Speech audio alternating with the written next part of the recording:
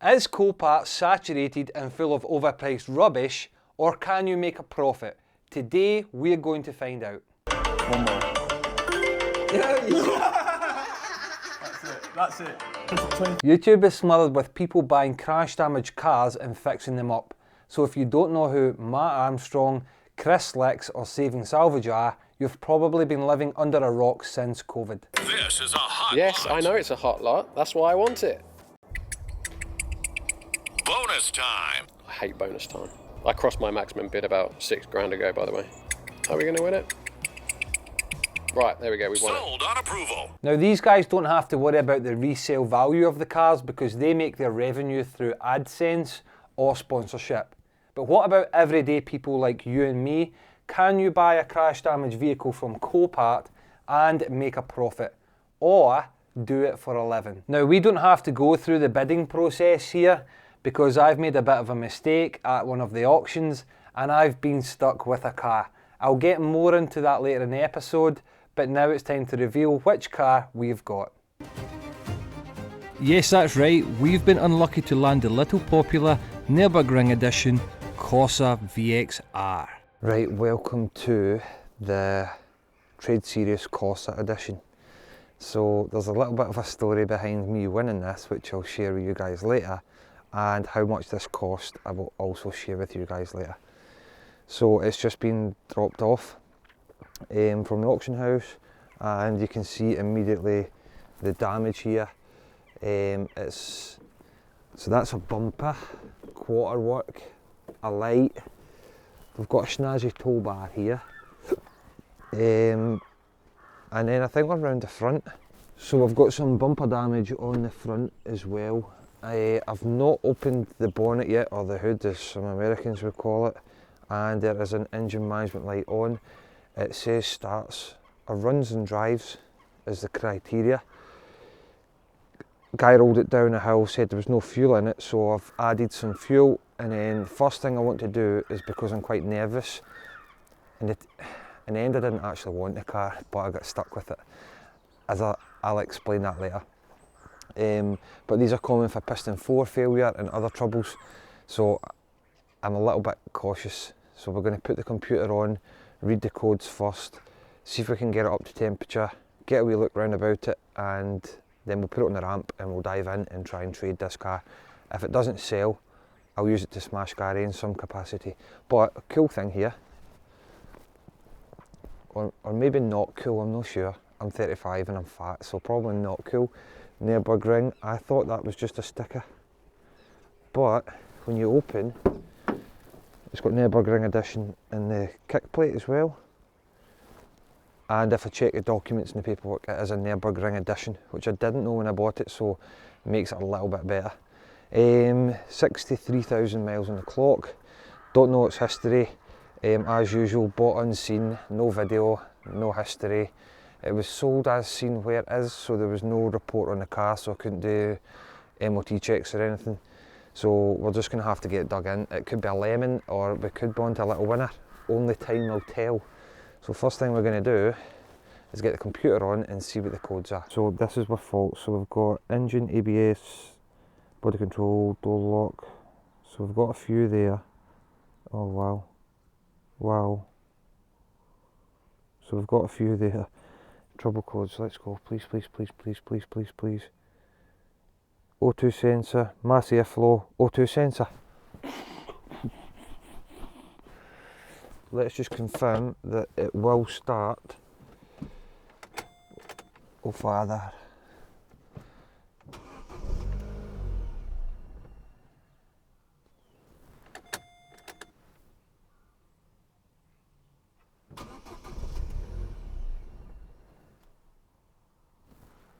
Not good.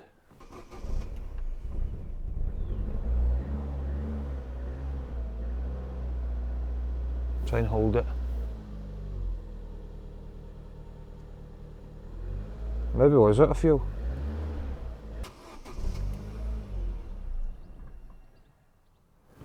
So it keeps doing that, so there is a fault. Mass airflow it's going to be.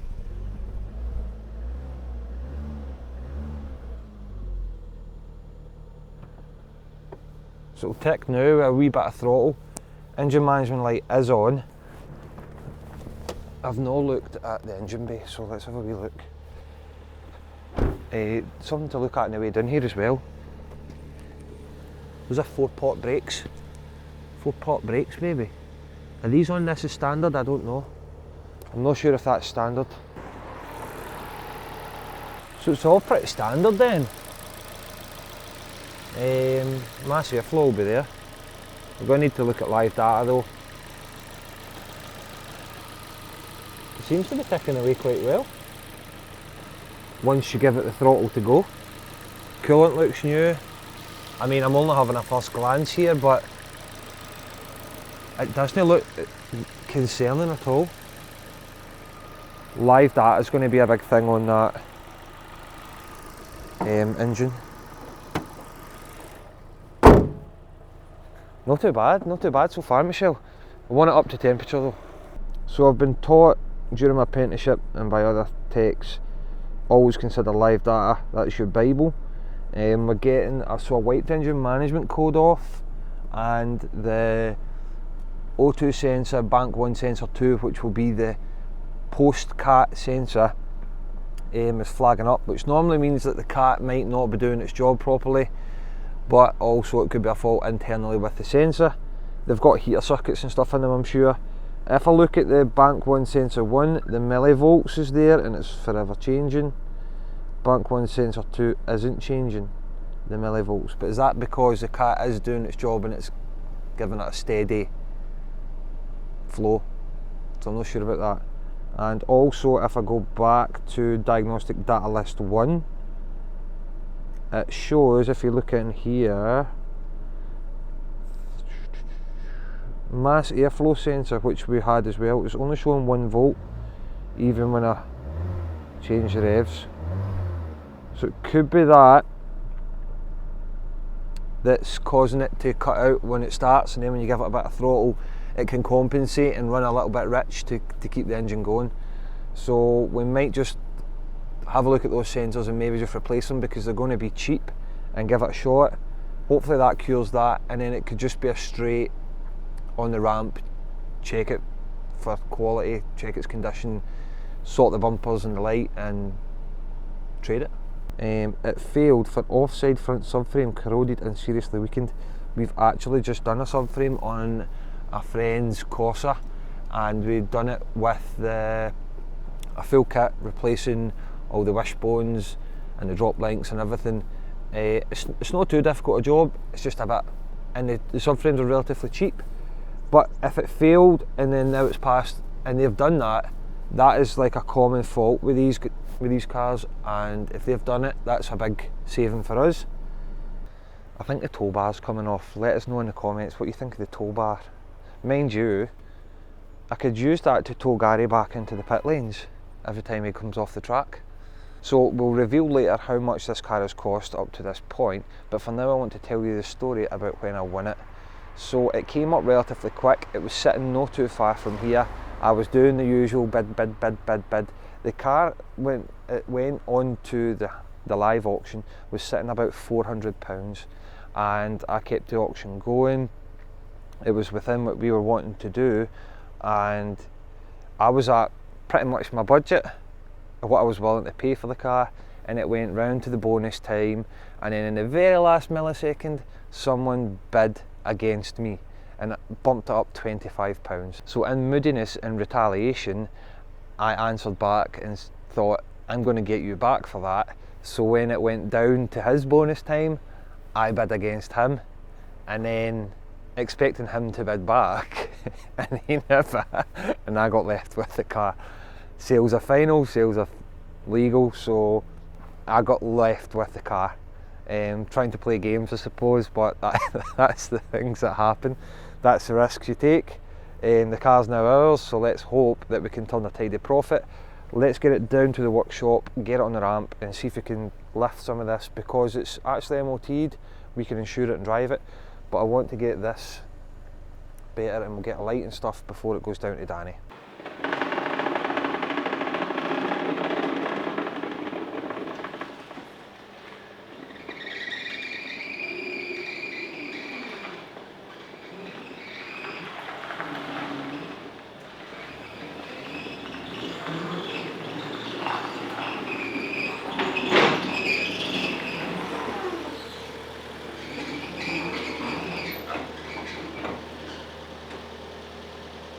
First thing was to scrape the car into the unit. From there we can raise it up, and the first thing I want to do is remove the broken bumpers, so we'll start from the front. There's a bunch of 8mm screws holding the bumper along the top, and then a few at either wheel arch, and a couple underneath. From there we can unclip the bumper from the front wings and disconnect any looms for the spotlights, etc.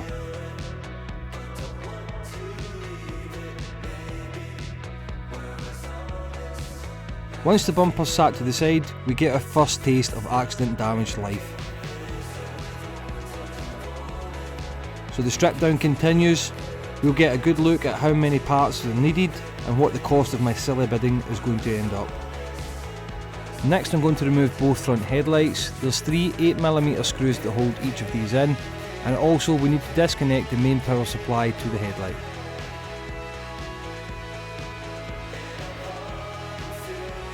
I remove the crash bar covers and then the 2 bolts securing it on, and I think it's best we now smoke test the system.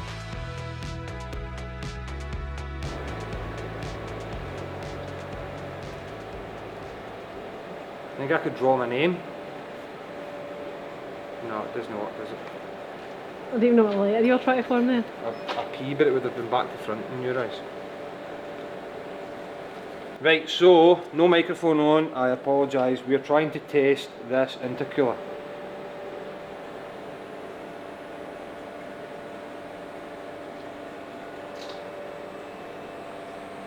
No, testing the whole car.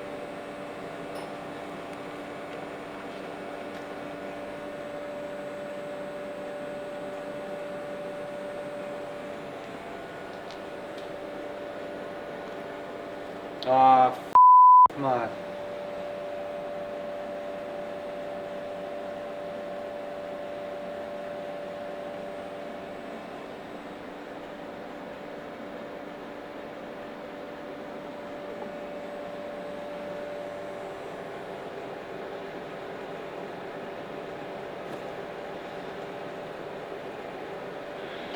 So that's a boost leak straight there. Smoke tester is a wonderful machine, mind you. It's proper punctured a hole in there.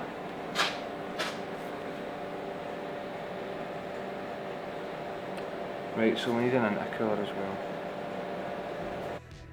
It's not only the hole at the front of the intercooler, the whole thing has collapsed. Also, when removing the bumper, there were damaged LED strips getting in the way as well.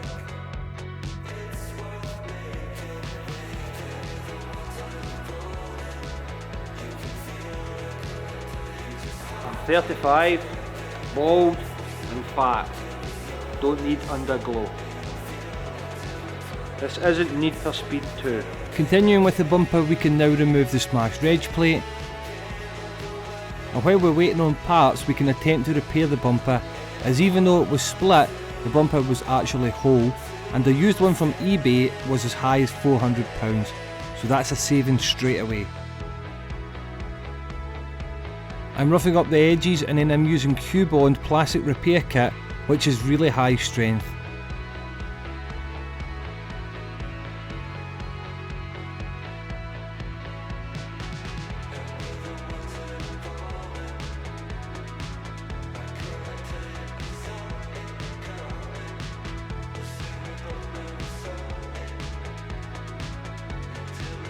With the bumper repair done, I can refit the bumper grille that has also survived the smash. Right, we have got some parts for the Corsa. First thing I want to do is try and get the front completely rebuilt as much as possible. And we showed you guys the intercooler has burst. Now, that also might mean that the aircon is leaking, but it is Scotland, so it's not my highest priority right now. But the radiator behind it, if it is burst, that's a whole different kind of kettle of fish, as we say. So later we're going to have to run it up to temperature and make sure that it doesn't overheat and we're not leaking coolant. But first we're going to take the intercooler off and replace it with this one from eBay, and I'll reveal all the costs at the end, but I think this is around £30, but I will reveal all costs. Now, because we have it right now, I think the best thing to do is smoke test this one, just to ensure that it's okay before we fit it to the car. So we're going to do that first. The smoke tester has recently become one of the most used tools in my arsenal. Simply hook it onto the underside of the bonnet, connect the crocodile clips onto correct positions of the battery for power supply, and we're ready to go. I'm using baby oil in mine as my smoke. This intercooler has come with a cap, so it will help hold pressure for us. I plug the cone end into the opposite side of the intercooler and let the machine go to work.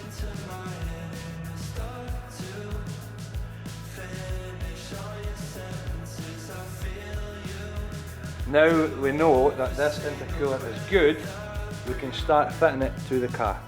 To remove the intercooler, we've got two quick connector clips at either side of the unit, and then it's held in with a couple of 8mm bolts.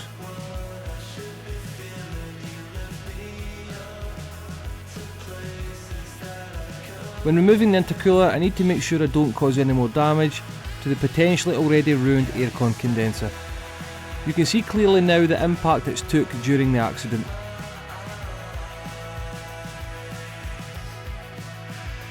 To reinstall the intercooler, I just have to do everything in reverse.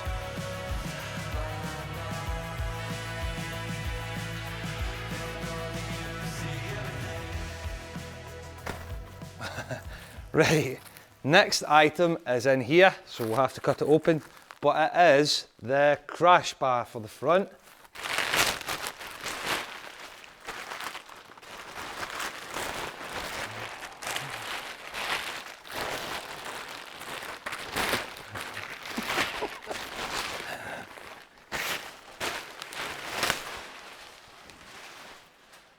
I want to see how much they charge me for the weight of this, because the plastic is heavier than the crash bar. So yeah, we've got a crash bar, again, another one off of eBay, and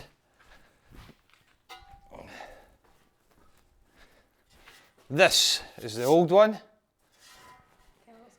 A moustache.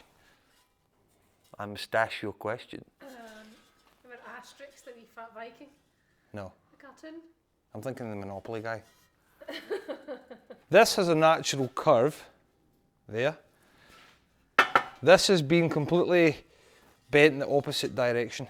So it's done its job, I suppose, because it's absorbed most of the impact. And again, it was cheap, and we'll let you guys know how much this it all cost at the end.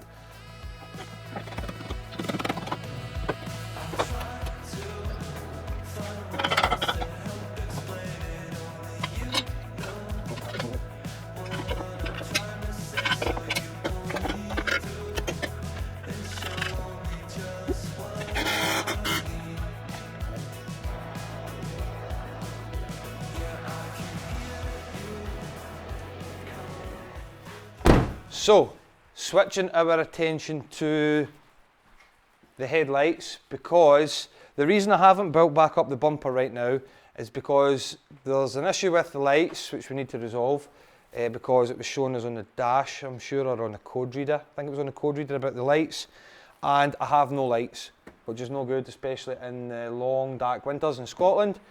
And if I need to remove the lights, we need the bumper off to do that. So I think it's time we focus our attention on the lights first before putting the bumper back on. And I've taken off the spotlights, we know that, we've seen it earlier when I removed the bumper, and we cut this LED underglow off as well. But something that, like I explained earlier, there's a problem with the lights, and something that I think we've noticed. So I have a side light here and on this side as well, but I don't have a dip beam on either side. And just to show full beam, Michelle,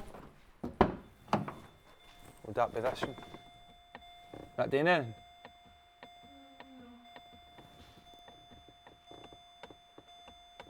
No? So we've got no full beam either. Right, so I think I did have full beam on one of them before, and then now there's none. Right, but anyway, something I noticed, if Michelle can come in here, there's a space there for a bulb and there is no bulb in it. So I've got no idea why there is no bulb in it. So what we're going to do is find out why. So we're just going to remove the lights, give us easy access and see if we can resolve this problem first. So we've got the headlight off, sitting here, and I'm sure it's this one. No bulb. No idea why there is no bulb in that. There's a bulb in there, and that one, which will be the full beam. That one's a dip beam, and that one here will be the side lights, and it's got a bulb.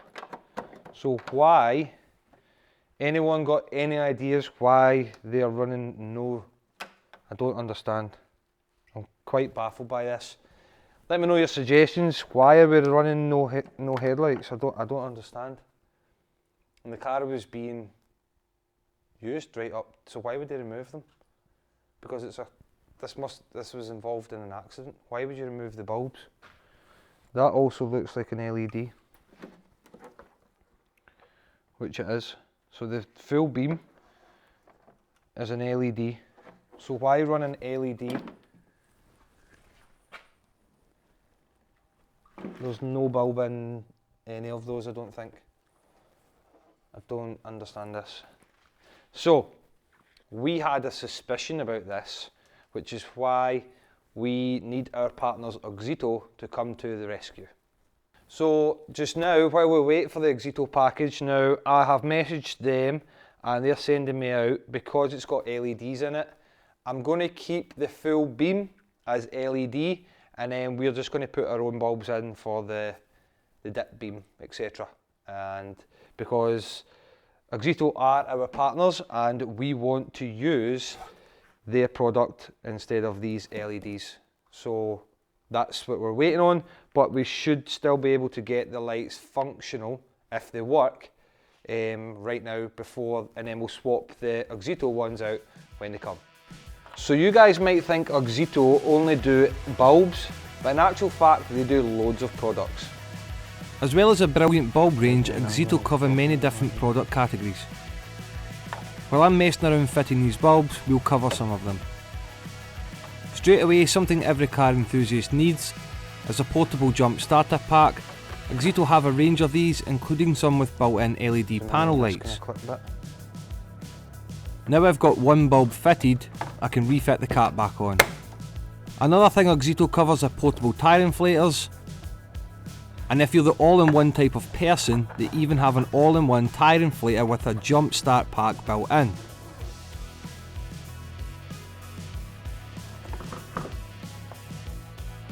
As well as everything we've covered, they also do car seat covers, something I'm needing to get myself, as I'm always trailing dirt into the cars and annoying Michelle, who needs to keep following me with the cordless vacuum, another thing Auxito offer.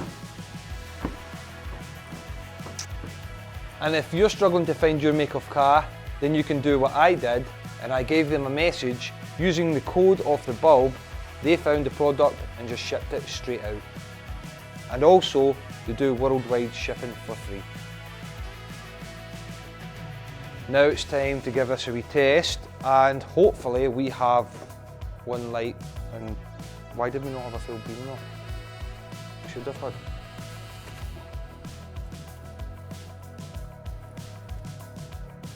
How we got? The website is very easy to navigate through, even I've managed it. But if you're struggling, they do have a live chat available. Now it's time to do the other side and hope that goes equally as well. They accept all major payment methods, so you'll know your money is safe and secure. Like a glove!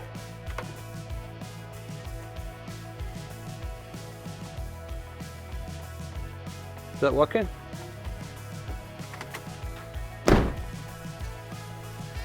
So, now that's another job ticked off the list, but if you guys want to order anything from Auxito, we'll leave the link down in the description to the website, and as a little bonus, they've kindly given me a discount code which will appear on the screen right now, so you guys can get a little bit of discount as well. Now we can put the front bumper back on. I've enlisted Michelle's help to reinstall the bumper. She's holding it in place while I'm plugging in the spotlights. And then we can secure it again with the 8mm screws on the top and the inner splash guard. And that's the front end complete.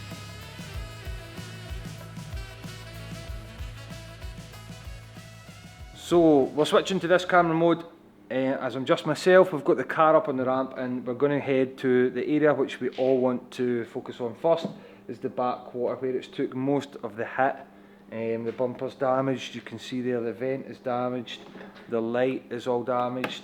I'm going to have to make something of a plan here because this is going to eat all the budget, and I'm hoping that we can save this quarter, which I think it might be unlikely because there's a strong crumple in there. Yeah, and there's a bit, I don't know. So the plan is that I'm going to open up the boot, open up the interior, take this light out. Hopefully we can get a little bit of heat in play and get some levers in the back. This bit here I think is actually high. I thought to begin with that bit there was low, but I think this is high and I think there's a lot of tension in here. And I think I need to get this bit to come out to let that bit go in. I think that's holding a lot of tension there. And obviously it's been kind of hit in here, which will be introducing tension there, so we want to try and get that off. The wheel is dragging on the inner arch liner, so I think we'll get the wheel off, the arch liner off, the bumper off, the headlight off. It's a shame about the tow bar because they've actually cut the diffuser to get the tow bar on, so we might need to address that. So it's time to strip down the rear and see if this expensive rear quarter can be saved. I've removed the back wheel and the 10mm plastic nuts that hold the splash guard on, and that can come off as well. Next it's the tail light, which the back panel was already off, so I can just twist off the two nuts holding it in place. Next it's off with the rear bumper that's ready for the skip pile.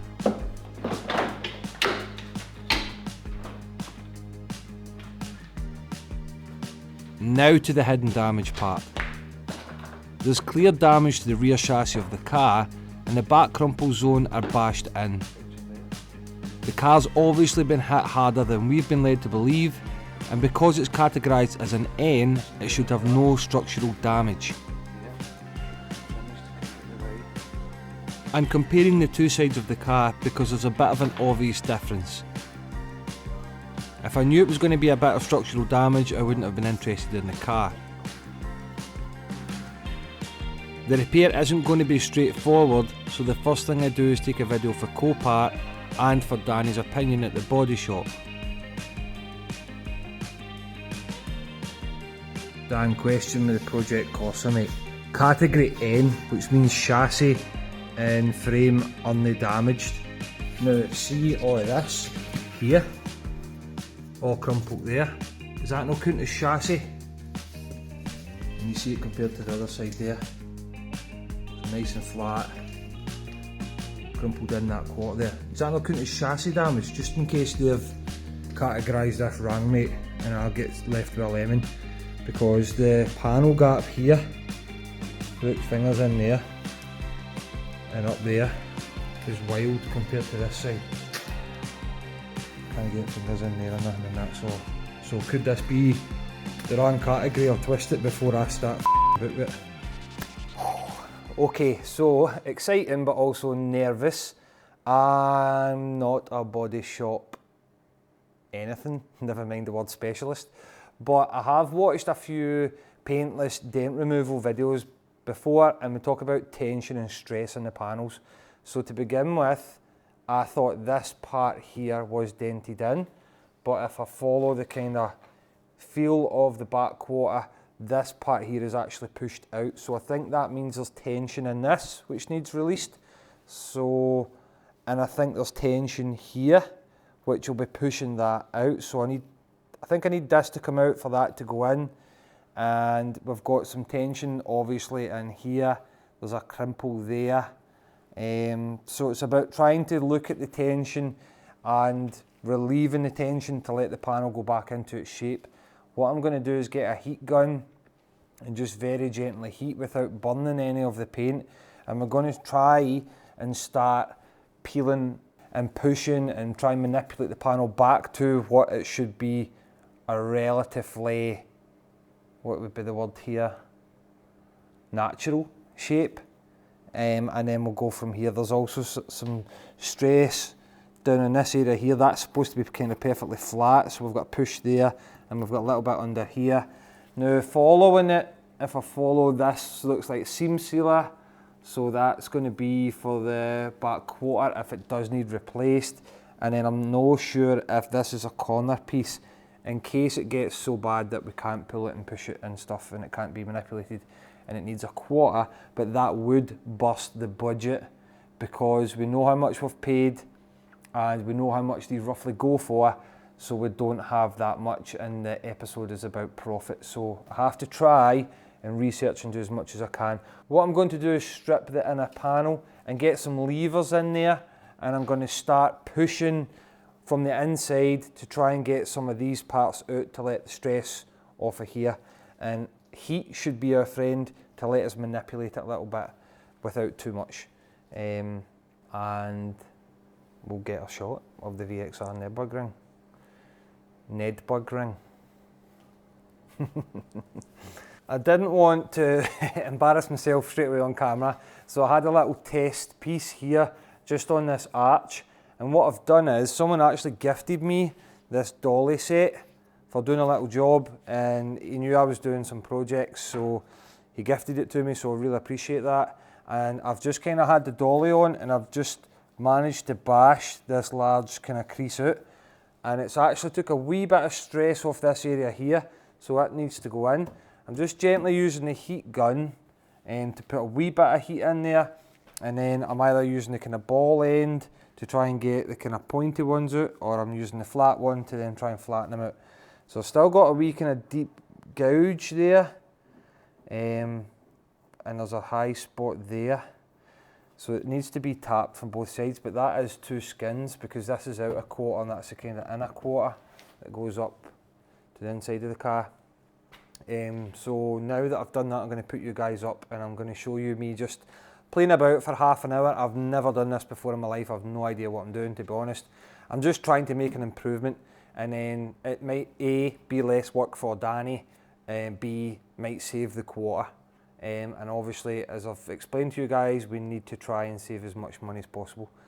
And I want to be able to start to learn how to do some of this stuff. And it's very, very technical, and it's going to take a lot of man hours and a lot of chapping and a few hours with headphones. So now what I'm going to do is I'm going to put some heat in this. This is my next focus here, this very, very nasty fold here and crease. It's actually maybe, that's just paint there.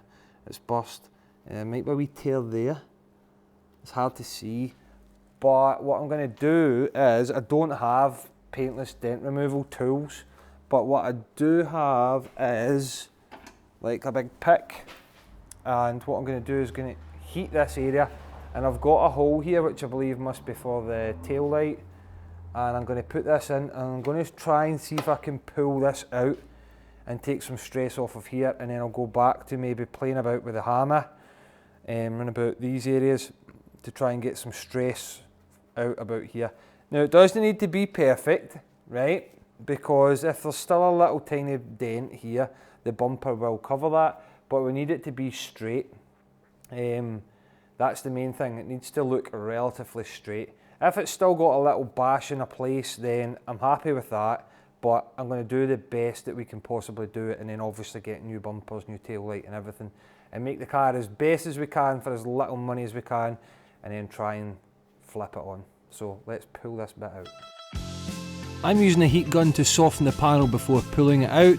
This should make the panel more malleable. Michelle's helping, but my plan doesn't last long.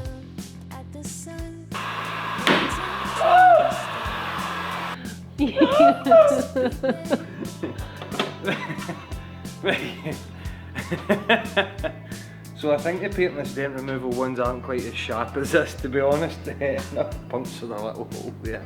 A wee bit of filler and that will be fine. Let's get back to business.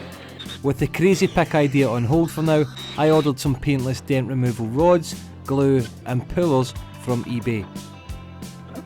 After removing the rivets holding the bumper support in place, I start working out some of the impact on the crumple zone with the PDR rods.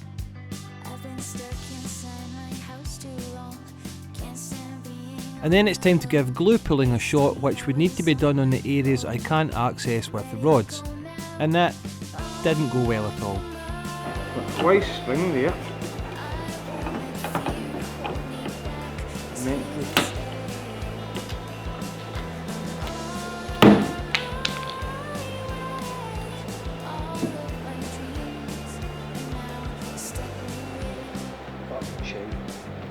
So then it's back to using the rods. I'm blaming the eBay glue and definitely not the operator, so I ordered some stronger glue off the internet. There's definitely some patience required in doing this work, and I've not channeled mine yet. Next, some new parts have arrived, so it's time to test fit them and see how far away I still am, starting with the tail light.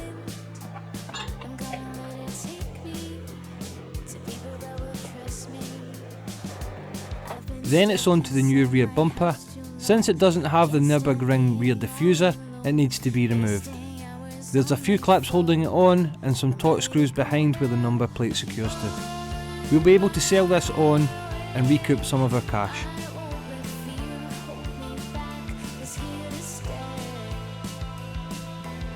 I'm now resecuring the bumper support bracket with some new pop rivets. And here's the passenger side for reference of how much work still lies ahead.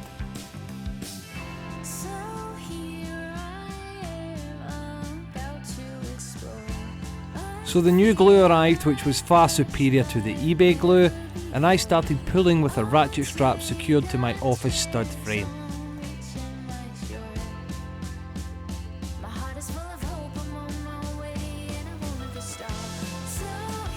Now, even though there's significant improvement, it still needs to come out quite a bit, so I'm leaving it for Danny to see.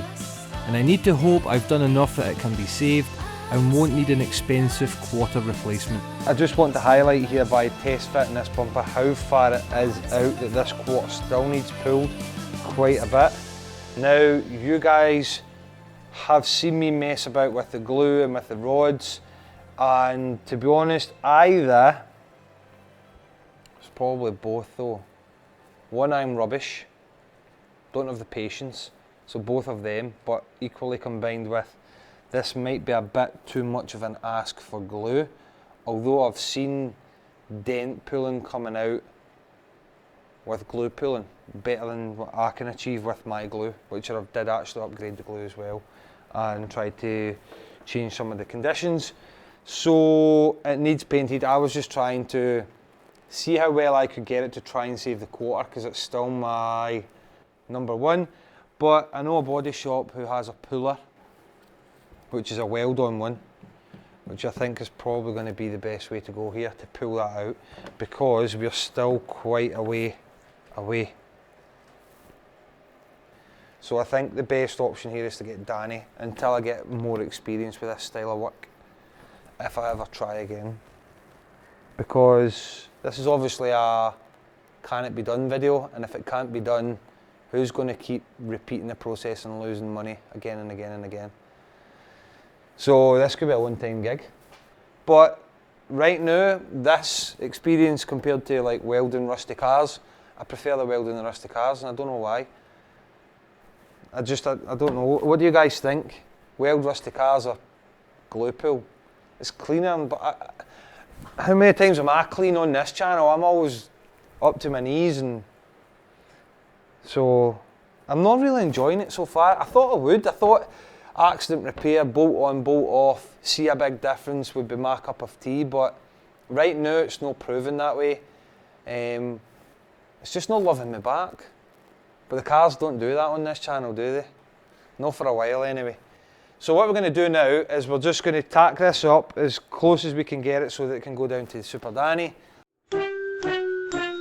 But wait, there's a bigger problem. Undone as the car goes back. So basically, I am under here. I was just having a look while Michelle was fetching something to repair the front bumper. and I'm just having a look at the rear axle, which all on the surface looks good, but I did question a slight alignment on this wheel at one point, but I wasn't sure if that was just the way the bumper and the quarter and everything was sitting. So I'm just having a wee look underneath just to see how much more we need to spend on this car for it to be complete, and to my surprise I found that, if we can see. So what I'm trying to show you is look at the washer mark off of the shackle bolt for the rear trailing arm, and also it has completely destroyed that pinned bush. So the trailing arm or the axle bushes, but look at the movement in that bolt, and it is the same with that bolt there and that bolt up in there. So clearly this has moved a good few millimetres, maybe 5 mil. Update, I have removed one of the bolts and I'm going to put the torch on and show you guys up in to see what I have revealed. So it does look pretty straight, the bolt is whole. There must be a bit of movement in that. Obviously when you see the diameter of that hole to the width of the bolt there, diameter of the bolt there, there's obviously a bit of movement there. So what I'm going to have to do just now is crack them off and try and move the axle back a bit, just to help it, but then the whole thing needs to come off to do this trailing arm bush anyway, or axle bush, so it's 6 2/3 really, but I think we might still be going ahead, but it certainly took a little bit of a shunt to the wheel, to the quarter, or it's hit a curb maybe, if it's spun or hit a curb or something, and it's moved the back axle over. So something to watch out for. Rusty e-Torx bolts like to round off, so I'm chapping the socket on to make sure it cracks without chewing the bolt head. I slackened all 3 bolts and secured it back where the original markings were. Next, it's a straightforward job in the engine bay, a major service for the car. I remove the oil cap, crank the sump drain plug, and then the oil filter, and no, don't drop it like I have.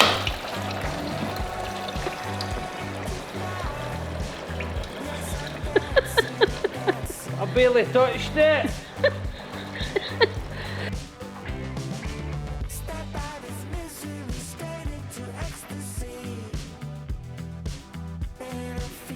Next, while the oil is draining, I can remove the air filter, which wasn't the worst I've seen, but definitely due a change.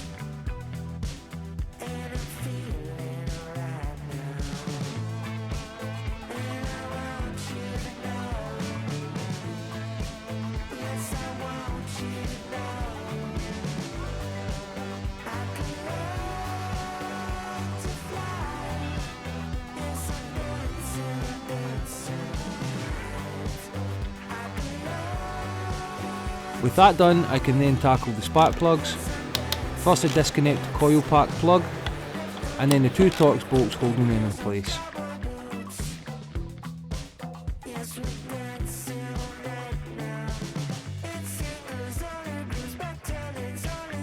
I use my battery ratchet to remove the old plugs, but never to install new ones in case the ceramic cracks.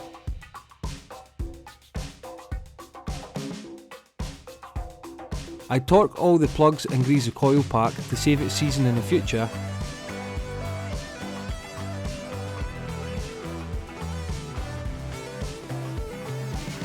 Reconnect everything, and then I can finally change over that awful oil filter for the new one and reinstall it, torquing both it and the new drain plug.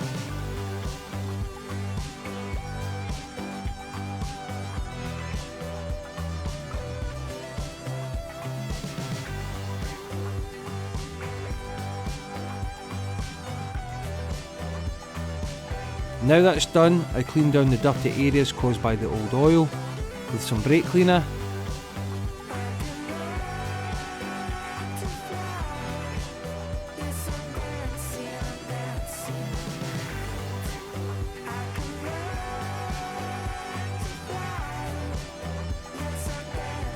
Michelle's been complaining about the mess, so I've been using cat litter to soak up spilled oil from earlier.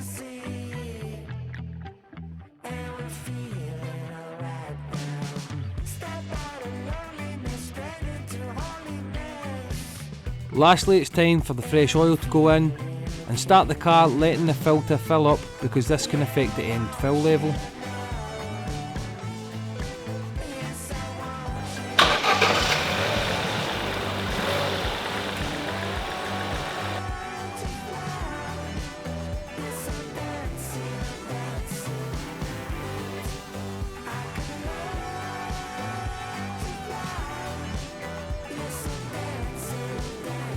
With the wheels back on and the window cleaned, the Corsa is done, well until Danny does his part.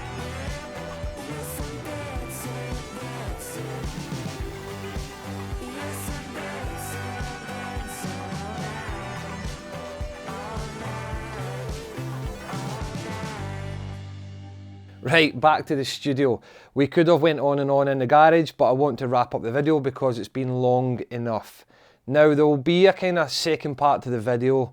Basically I will show Danny's repair at the body shop and the first drive in the Corsa, but that's not really essential to the figures and finishing this episode, so we're going to do that. So to do that, in my office studio, we've got the Corsa VXR Nurburgring edition price list here. Now we're going to go through everything and then do a profit loss at the end, and I'll touch on this part, this Copart part at the end. The car, including fees and delivery. Now I won the car for £950, and then the fees, it was just a few pounds dearer to get them to deliver it than a local kind of quote, so I just did that. So it was 1502. Now let's talk about that for 1 second here. £1,502 delivered to the door for a Corsa VXR. Now, that's quite a lot of car for the money. And just bear with me for 1 second. I did actually bring up the brochure here and everything, so that is where the data is coming from. 205 brake horsepower. The 4-pot Brembo brakes are standard on this. It's got, is it Eibach? How do you say that?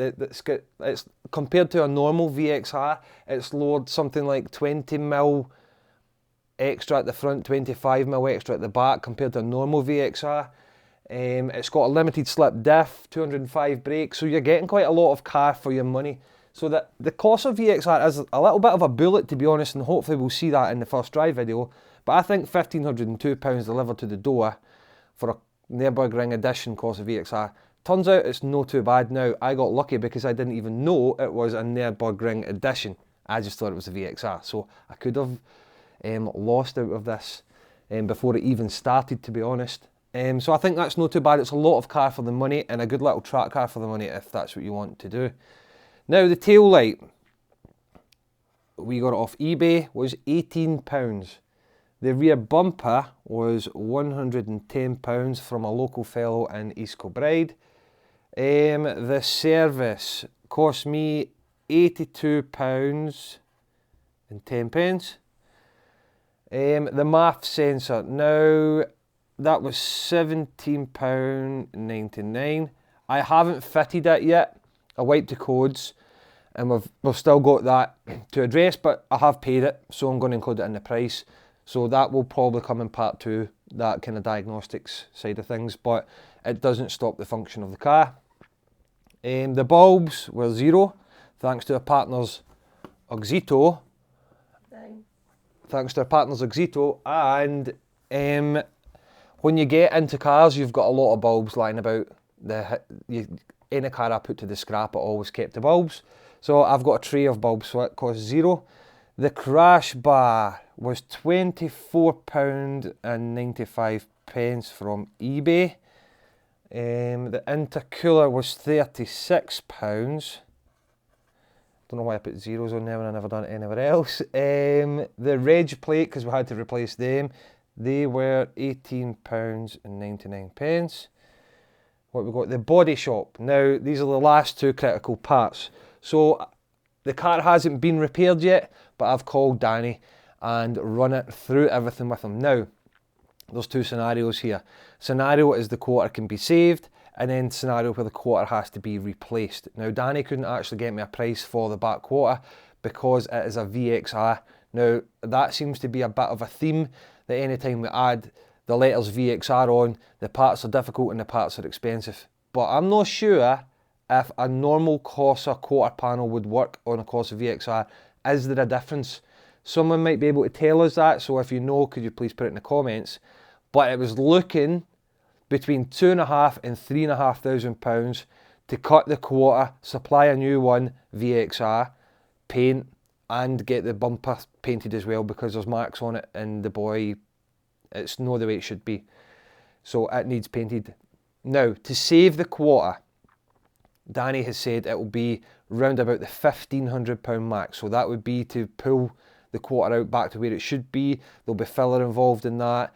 And then the back quarter will need done and the back bumper. So we're reckoning about £1,500. Now, he said that's not what it will cost for me, because this is also the important part of doing any sort of car projects and pulling cars out of salvage yards. You need to create a network.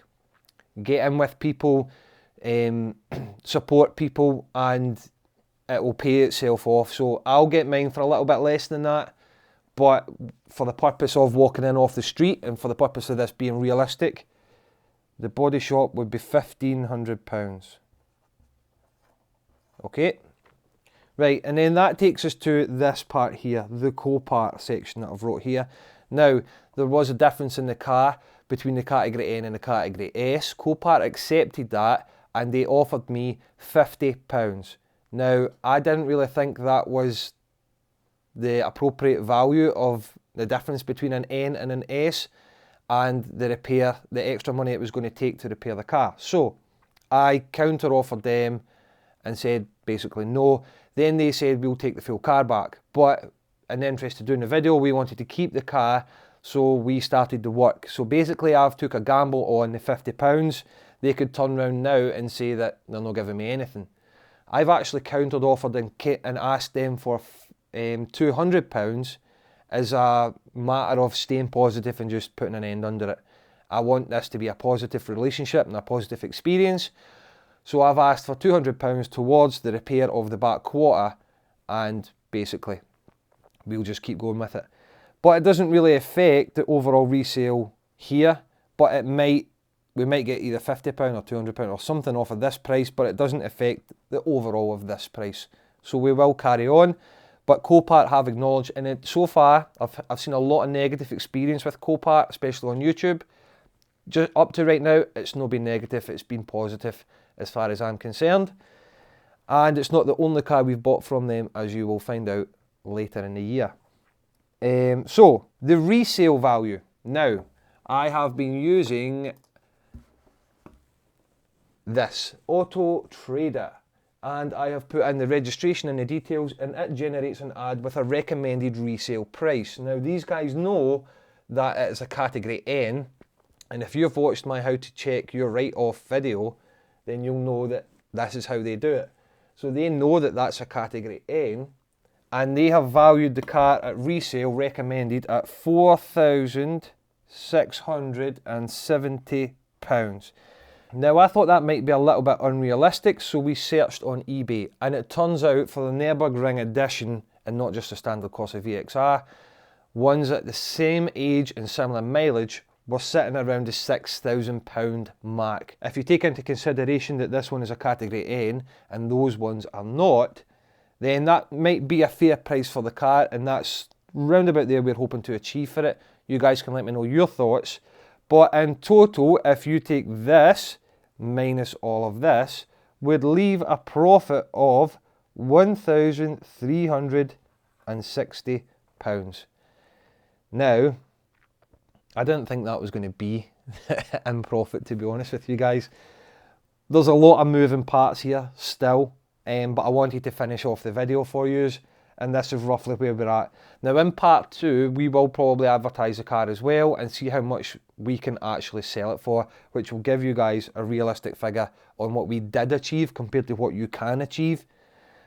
But that's off the street. Now, if you're thinking that if you want to start doing this and you do have contacts, or you can do bodywork yourself and you're saving that £1,500, then there is a good little margin in here, because up until the body repair, we've not actually spent that much money on this car.